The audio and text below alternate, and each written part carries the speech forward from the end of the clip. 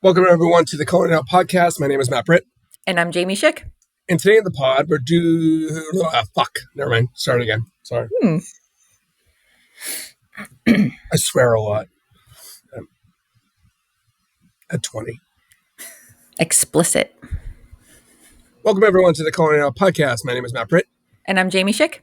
And today on the pod, we are joined by two of my favorite people, Kirby Dorius and Nico SanFilippo, who are both sort of intertwined in our student dining auxiliary services area. Kirby also teaches culinary classes, but I'm going to turn it over to the two of you to kind of give a brief intro, say hi, and then Jamie's going to jump it off. So, Nico?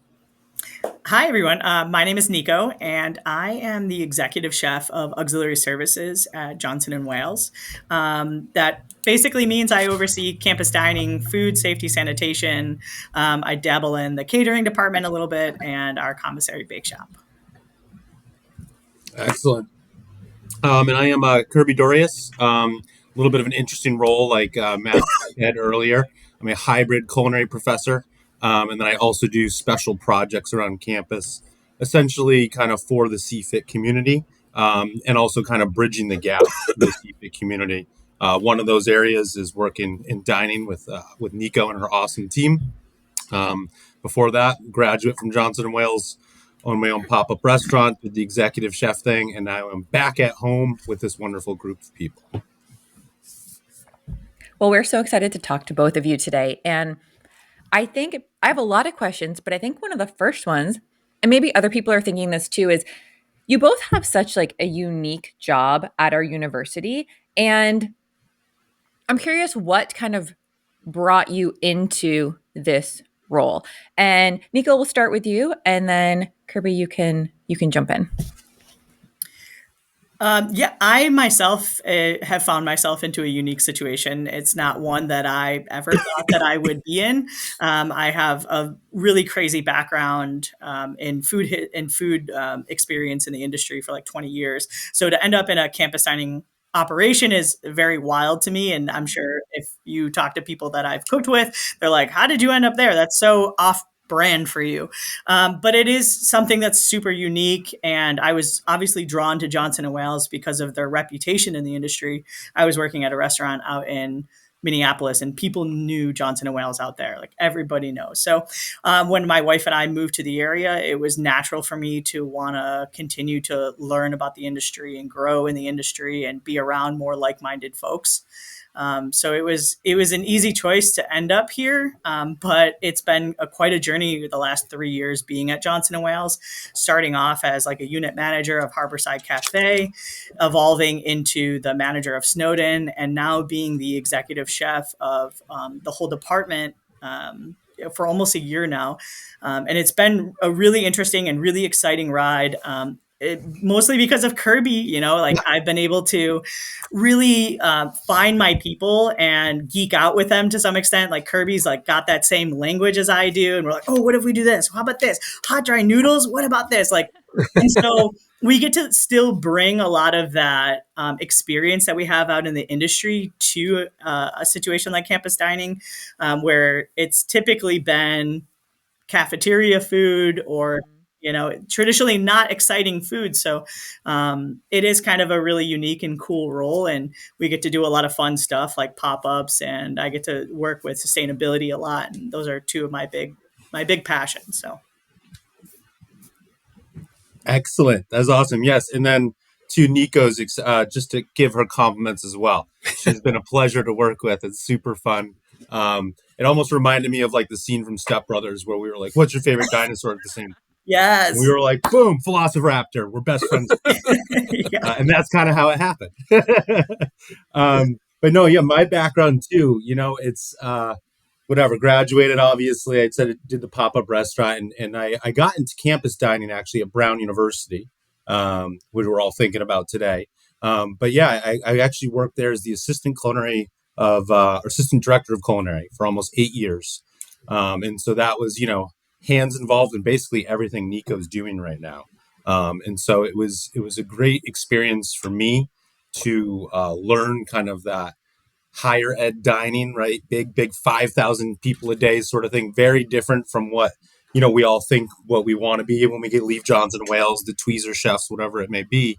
And one of the main reasons for me was starting a family. It provided a lifestyle, and I could cook. But then through that time, leadership changed, and then Johnson and Wales, has always been something that's been in the back of my mind of like, be cool to go back there, who knows, sort of thing. And I applied, and oddly enough, they were going for one professor at the moment. Britt might know more about this because he was on the other end of me, but I didn't get technically hired for the job I was applying for. And then they found this other job, which at first sounded a little odd to me, but it's what I'm doing now, which is you'll be teaching 50% of the time, and then the other 50% is going to be these just random things that we're going to get involved in. And like, that's kind of how it started. And then over the last 3 years, with the help of all of you guys and our dean and whoever, I've just continued to find things to get my hands into, to connect CFIT, whether that's with the local community, the baseball team, whether it's working with dining and doing pop-ups, or even just being a part of the team that goes out to UMass every year and does those trainings. It's been a great experience to be back, and not just cooking and that sort of stuff, but like Nico said, it's like Johnson & Wales really kind of lets us nerd out on what we love, right? And it's like I actually get to not just like go in and cook for somebody else. I get to cook for myself and these students, and I can continue to learn. I can research and I can continue to develop myself. And so I almost felt like, in between me leaving Johnson Wales and being a chef, there was some growth.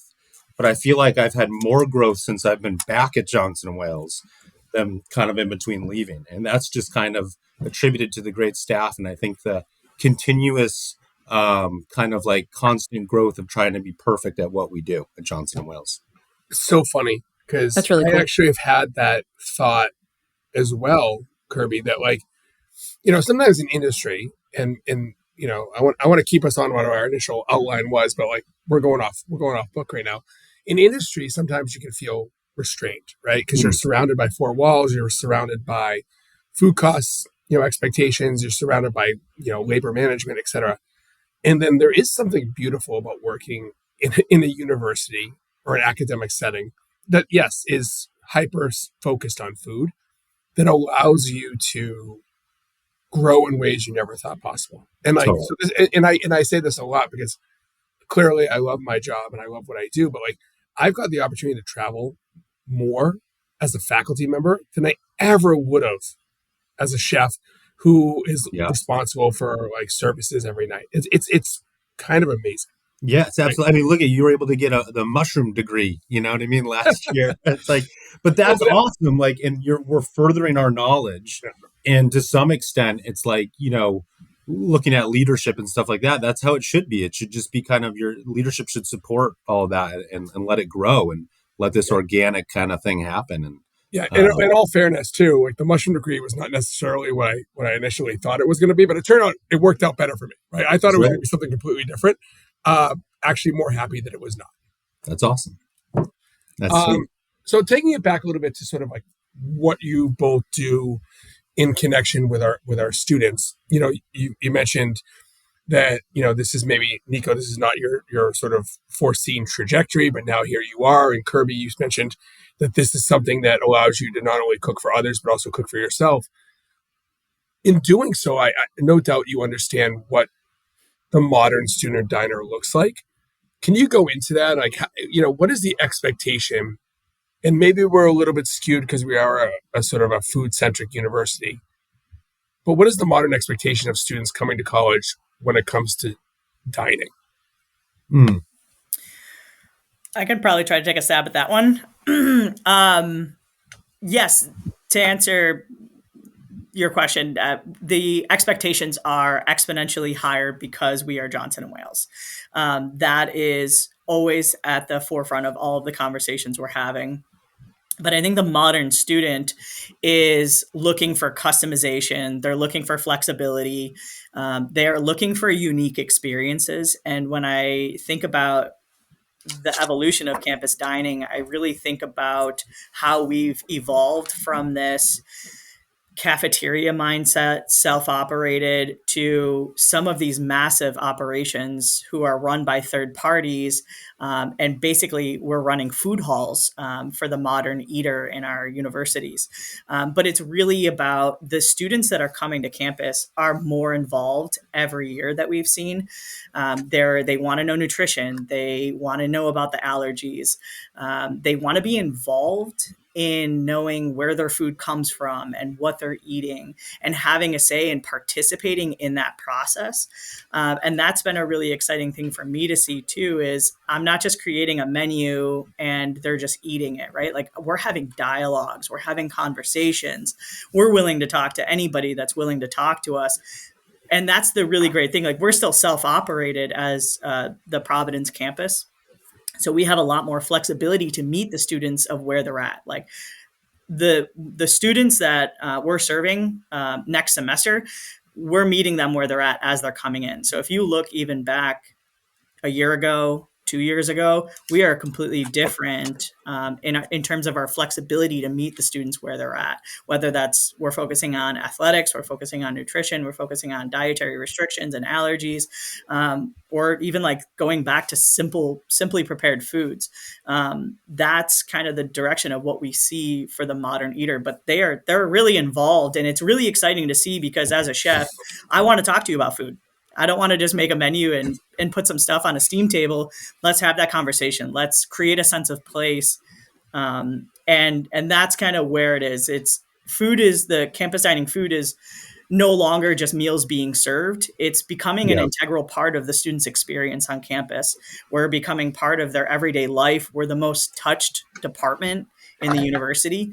And we're very excited about moving towards this, creating a sense of place for them. How can we make them feel more involved on campus, being part of a community, educating you on where your food comes from? Like, that's really where I see that modern eater. Yeah, I think well said, Nico. And I think, it's they want to hear a story, right? It's not just putting food on a plate and that sort of thing. And I think what that does to dining, and this is every university dining, not just Johnson and Wales, not just where I've worked, but I think all university dining now is moving into this direction where they're actually responding and caring about the perception, right? So I think, like, years ago when we were here, it was dining hall was what it was. You could complain, you could say what it was. There was a lack of excitement of any change, no matter what was happening. And I think now modern, university dining is really embracing the idea that perception is that person's or individuals or group's reality. And whatever the perception is, however false, negative, or whatever it is, it doesn't matter. That is now the accepted reality. And so that's where I think, a lot of what Nico was saying of the customization, right? And the nostalgia meals and involving the community and talking to them, because it's not just as simple as here's some food, this is what's available on the menu. There has to be a sense of purpose. There has to be a story behind it. And then we have to, in dining, tell a story. And I think, a lot of us in chefs in the industry, especially the back of the house, that's probably our worst trait, is we don't tell our stories very well, and the better we can do it, the more often we can do it. I think you see the proof in the pudding this year on campus with what Nico and Amanda have done in dining, where there is excitement, there is a buzz. People know these events are happening, and dining is showing up and doing pop-ups, and they're involved in this and involved in that. And, I think it's amazing, but it's like they're really tackling that perception, which is essentially marketing, and they're pushing it in the way it needs to go. And we just kind of have to continue at this same level. But if you ask Nico, it's like every freshman class, you almost have to not start over, but you have to realize what's this new generation going to be like. And it's interesting to hear how these menus get created. It's not just, a simple algorithm. There's serious thoughts. It's seasonality. It's what do they like? What's been selling? What hasn't been selling? What do we want to do? Like, how can we feed them to make sure that they're healthy, not just getting what they want? Because that's always the balance, is you have somebody who says, hey, we want to see a saffron, paella. And then you serve it and nobody eats it, but then you serve buffalo chicken and everybody eats it. And so it's that constant battle of, what do they really want? What's the perception, and weighing all that. But I think Nico, realistically only got put in this executive chef role this time last year, if I remember correctly. Yeah. So, that year's gone. So essentially in my mind, it's like, this was her first year as the executive chef. And I think there's a big difference, and they are making noise in a good way. And it sounds like with everything you're doing, the student feedback has been really positive. I know that you're out there with the students. You have your Dining in the Wild pop-up that you've been doing. So you are face to face with the students, getting that feedback like constantly to make these improvements, which I think is awesome.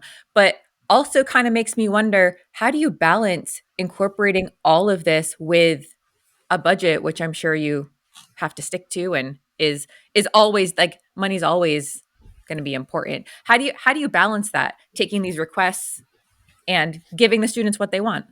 Yeah, I've done my best to say yes to as many things as we possibly can, but you're right. In our industry, we really have to think about budgets and costs, labor and food, especially with inflation right now. Food is one of the most expensive parts of our business, but I don't typically think of cost, and I'm gonna change your perception on this a little bit, because in dining, we really think about value. So we're given, sure, a budget of what we need to do, but we really try to make it balanced. Let's give them the buffalo chicken tenders, but hey, can we also do this pop up? But I will say, over the last year, we've done a lot of looking at our own operations. So we've done a lot of restructuring. So we closed Harborview Dining, we closed the Willie's Down City, we introduced vending in that space. So we've right sized. So because we're not really reducing our resources, they were just too spread out. So when you have your resources too spread out, you're trying to do too much, you don't end up doing anything really well. So what we've done is we've right sized, so we've consolidated our resources. And because of that, we've actually been able to do more. And that's how I'm able to be in so many different places. That's how we're able to say, hey, yes, you want to do this global event where we're going to have students bring in their recipes and we're going to make it a really amazing experience. I can do pop-ups. That's how we're able to make an impact. So it's not always about money at the end of the day, which it is absolutely. Like we work for the students. We wouldn't be there without the students, and being able to give them value for that dollar that they spend on their meal program. But I think it's really about just right sizing, using what we have well, efficiently, and being able to really do more with what we have. How does that process work? Because I agree 100% that, from 5 years ago to today, like, it's a massively improved, right? And I feel like it meets the moment of where we, as a food centric university, my term, not someone else's, is where we should be. But like, not all these decisions are winners, right? How do you navigate like the process of like, shit, like we shouldn't have done that, like it was the wrong call, like, is it an immediate let's go back to it, or is it like, is there really like, and this is tough because you're all working like a bajillion hours, you're being stretched, as you said, to go to all these different places. Like, how does that reflection, turning it a little back towards education, happen to say like, okay, well, why was this the wrong call? Like, how does that process work? Yeah, so I think the really great thing about being self-operated is because we can react pretty quickly if something isn't working. We don't have to jump through a lot of hoops. We can say, "Hey, that didn't work. Let's pivot." But it's because we're in the same space. Like, we're in the office. We're constantly talking. My boss Amanda has been incredible for those conversations to even exist, of saying, hey, we need to be able to pivot. We're getting this feedback. How quick can we react? And I think we're only really as successful as our ability to pivot when those things go sideways. And I haven't really seen too much of it where we've had to retract. Obviously, we can't close down Harborview in the middle of a semester. So some of those things we have to wait till summertime to be able to change.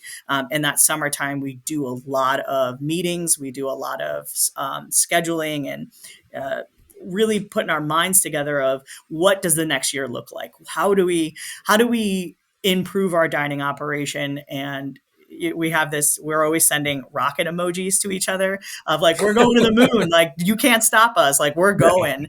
But it's being on a team that's consistently excited about making those changes, about making the improvements, and everybody really being on board to make it happen. Because if you don't have that, then. And Nico, I think also from a leadership standpoint,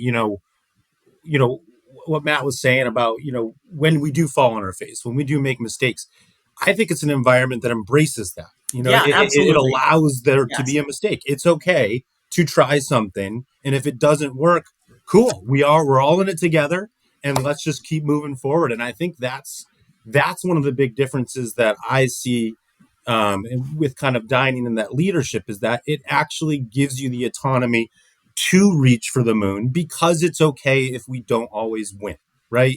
Yeah. And that's okay. And to be honest with you, we know this, right? Every single time you lose, you're just going to get that much closer to winning. And it's just, that's what happens. Yeah. And so I think that's one of the biggest things is it's like you're allowed to make mistakes, and then we learn from them. And I think that's one of the best things that how they could operate, to be honest with you. That's really cool to hear, because you're cooking at like an institution. Education is what we do. And this is the same things we're teaching in our classrooms and that we instill in our students. So I think that's really cool to hear that it kind of infiltrates all areas of food at our university, including with campus dining and things that you might try that might not work, and where to go. So that's really awesome. I am curious though, with all of your ideas of reaching for the moon, what do you see the future of campus dining looking like? Ooh. Well, some may lead you to believe that it is robotics. Are you a robot, Nico? I am not a robot, although I do. It's amazing how much I can work sometimes. But I think that the future of campus dining is being that integral part of the student's experience. And we can start to see some of that through like our collaborations on campus. So like Frost and Lights, working with Kirby and CFIT for Taste of the Ocean State. Like, I think that is more of what we're going to start to see is campus dining actually being an integral part of a student's experience on campus. That's really cool. And also, we've we lean on our brothers and sisters all around us, right? Yeah. So like we went up to Bowdoin University 2 years ago, had a great experience up there. That's literally where the kind of basil project that we're continuing to try to push forward comes from, which is, hey, we don't have a full farm. We got a garden. What's the one thing we could actually like do enough of to supply campus dining? And it's a lot harder than you think, right? For the amount of food that you serve. And so herbs, basil, make pesto. That was something that was like, we grabbed that 2 years ago and it came to fruition last year. And then even going to UMass and kind of, rubbing elbows with them. I mean, we can all say, hey, they got a great dining program, right? They're doing some good stuff up there. And so why not learn from them, and why not kind of like, lean on that? It is a community. It's a bit of a competition, but we're friends too, and let's use it together. And Nico has had great conversations with all the higher ups in both those dining programs. And I think every time we do that, you're taking away something that you're coming back with. And I think that's been very helpful as well, is just the community around us is willing to share how they got to where they got, That's really cool. So I have a lot of questions, but I think that one of the things that you mentioned that in Nico, you said this, is that like the future is food becoming more of the overall experience, right? And I mean, this is kind of one of those like no-brainer like comments, but it's so dialed in. It's because, especially at Johnson & Wales or any, I guess, higher ed food-centric cooking university or institution, food as like the DNA of the campus makes sense, right? And because so many things happen around food. Not only is it sustenance and it's in part of our overall nutrition, but studying happens around food and being able to create a culture or an environment where food is our DNA. It's obviously what we already do, but now it's coming more to light because sort of the tertiary parts of the university, campus dining, obviously our culinary program, they're all kind of like working together. Back to what you said earlier, it's like you're all on the same page. And I think that that's something that is a trap for a lot of places, is that there is, and I'm not going to use an overly like dreadful education word, but there are too many silos, right? And I think that when people start communicating through creative roles like Kirby's, where he's sharing a kitchen suite with me across the hall like we did last semester. By the way, super fun. But then also doing the campus dining pop-ups. I mean, that's awesome, right? So my question to you is, you talked about professional development, learning from others. How far are you willing to push it today in food? Like, are you able to do things that are, I know you said earlier, like if you do this and it doesn't sell, like the paella, you got to obviously have those buffalo wings on the menu, et cetera. Right. But how far, and what's your ambition as chefs? Because deep down, you're both chefs, right? You're not necessarily institutional cooks. How far do you try to push it? And, where do your aspirations as chefs kind of fall today? That's a good question. Me and Nico, actually, I think I've done a fair amount of this over the last 2 years with kind of ideas and menu ideas. And so, I mean, we've served octopus in the dining hall, and we wanted that to work, right? We wanted those things to, like, how cool would it be? Your kids are coming here and their parents, you walk in our dining hall, we got octopus. And things like that. And it's like, obviously budgeting, there's restrictions and stuff, but you want to give those X things. And I think it's always kind of, it's similar to being open to making a mistake, right? It's like, okay, this is a great idea. Let's put it out here. If it's got legs, we're good with that, and we can continue to go in that direction. And I think it's just kind of always like every 6 months, Nico, putting your hand in the water a little bit and feeling the temperature, like how much further can we go, right? And I also think that we've learned that it's the setting that matters too.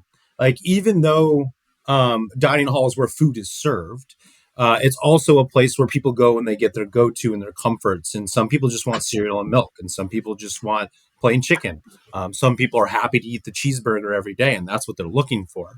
And we found that when we reach further, right, for the moon, when we're serving these higher end dishes, I think they work better as pop-ups, as special events. And there's a much better response, where if we tried to do those same sort of things in the dining hall, I don't know if it has the same punch. And Nico actually could comment to that, just because I know after we did the hot dry noodles, you guys did those in the dining hall. Would you say there was like was a relationship between two? Was one more than the other? Did it help it maybe be more accepted in the dining hall after we had the kickoff event? Like, I wonder, because me and you have done this a couple times, and I guess I wonder, like, how was that one received in the dining hall, I guess? Yeah.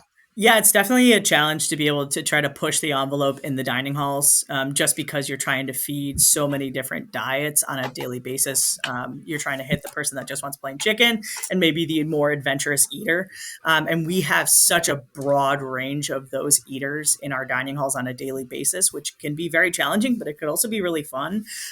But the hot dry noodles, I think, worked better as a pop-up because it was unique, because it was an experience. And we lost a lot of that excitement and storytelling ability, and that got lost in the dining hall. So I think it's really about setting, like Kirby, you said, and it's about creating those unique experiences to be able to push the boundaries. When we have special events or special menus, how can we make this bigger and more special than an everyday meal? And I think we've found success in that way of being able to really have some fun. Well, and I think we even eat like that, right? I mean, we're all professional chefs and bake, we're all elite. We can make anything we want at any point. But we go to, right, your comfort foods and your normally weekly menu and stuff like that. And even this weekend, I mean, I went out on a Friday night, we went out to dinner. Saturday night was the big potluck with all the chefs. On Thursday, I was food and, I'm hungover from food and multiple things. But like the food, my palate was like, I just want like a grilled cheese and a salad. Like I can't handle rich food. And I almost like that, what we've learned is kind of, that's how I kind of think a lot of the kids treat the dining hall on a regular basis. It's their comfort. It's the one thing they can rely on. It's consistent. And then I think, the louder crowd that wants to see those higher end food, we've found a better tool or vehicle to serve it, which I think is the pop-ups. Yeah. And I mean, I think too, we have so many different cultures at Johnson and Wales, and everyone's going to think of comfort food differently. So to have a pop-up with like your noodles versus mac and cheese in the dining hall, I think you're also catering to all of the different preferences that people might have and what people might think for them is comfort food, but may be very adventurous for someone else. Yeah. So, I mean, I can only imagine all of the challenges that you're that you're working against every day to try to make all of our students happy. But we can clearly hear that the thought is there behind it all, every decision. And I know we're getting towards the end of our episode, but one last question. What's been the biggest surprise coming into campus dining, or the thing that surprised you the most? Like you weren't expecting it, or just you're like, oh, that's interesting. And I think, Nico, especially for you, because I know that campus dining is not your background. Yeah, but I would Kirby, I'm also curious yours. Yeah, that's a really hard question because I feel like so much has surprised me over the years. But I love that. I love being surprised. I love learning. I love like finding out things that prove me wrong. Right? Like I'm a chef, and I think that everybody loves chicken liver mousse, and turns out they don't. Yeah. So I would say I've just been so surprised by how invested the students are. I think that you think about, like, I think about myself as an 18-year-old going to culinary school and I'm eating cheeseburgers. I'm like, I don't care, right? I'm gonna talk crap about it and I'm gonna walk away. But it's been so refreshing to see how much the students bring to the table and how much they care.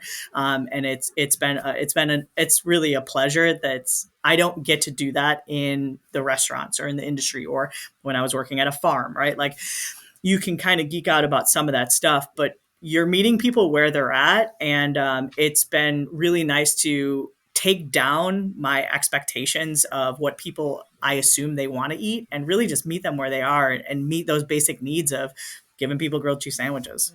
Yeah. Yeah. I'd say my biggest surprise is and this wouldn't be just at Johnson Wales. This is when I spent time in campus dining over at Brown University as well. Is the education of the modern eater and student is so much more beyond what we were when we were in college. Like, I don't even remember kale even being like an ingredient I could eat, let alone offered multiple times in a dining hall.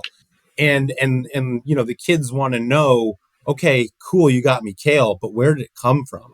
You know what I mean? And is it coming from the right places? And are we doing the right things? And I think that's kind of my biggest surprise is that the kids come in looking for the better. Some of the kids are coming in, I want the kale salad. Like, I don't remember thinking like that when I was in college. No. And these guys are coming in and they're actually thinking about some of these things.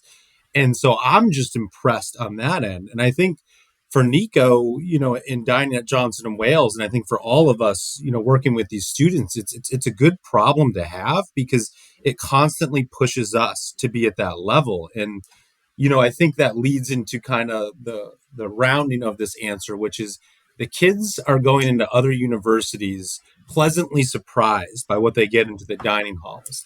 And I love our students, but I was one too. And we are coming into this, dining hall with expectations of a restaurant.